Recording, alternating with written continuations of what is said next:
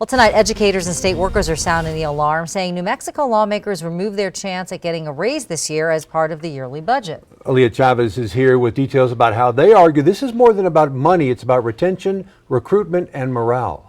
Yeah, state employees and educators warn that a raise is needed because of rising costs of living. And without this 1% raise, they're stuck falling behind another year.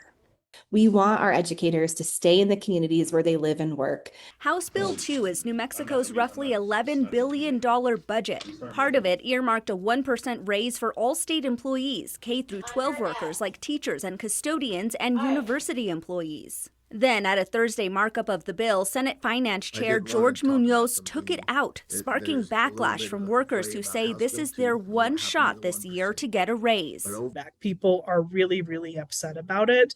And it feels almost like an insult. The raises would impact nearly 100,000 people across New Mexico, from teachers to corrections officers, nurses, custodians, state police, and more. Workers say it's not just about a number, it's about whether the state can keep people on the job. It's a morale issue.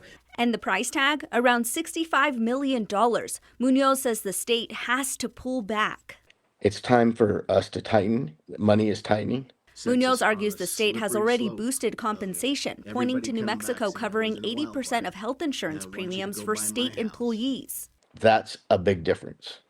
A bill currently working its way through the legislature would do the same for teachers. It would require school districts to pay 80% of health insurance premiums, leaving employees to pay 20%. 80-20 puts a lot of money in their pocket.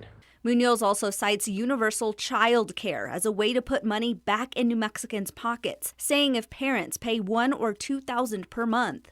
Now you have the option of not paying that at all. The bill will likely be voted on Saturday or Sunday in committee before it heads to the full Senate. From there, it will go back to the House before going to the governor's desk to become law. We're hoping that there will be enough legislators that will be able to put the 1% back in before the final budget goes to the governor for signature.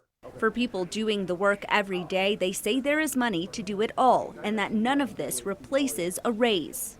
It feels like they don't want us to work for the state sometimes. It's really hard to keep working for the state and serving New Mexicans when year after year we're falling further behind.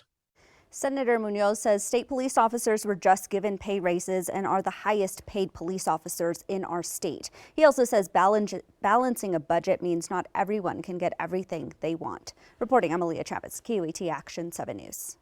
Also with the Roundhouse, House Joint Resolution 5 passed the House. It would give state lawmakers a salary of about $68,000 a year.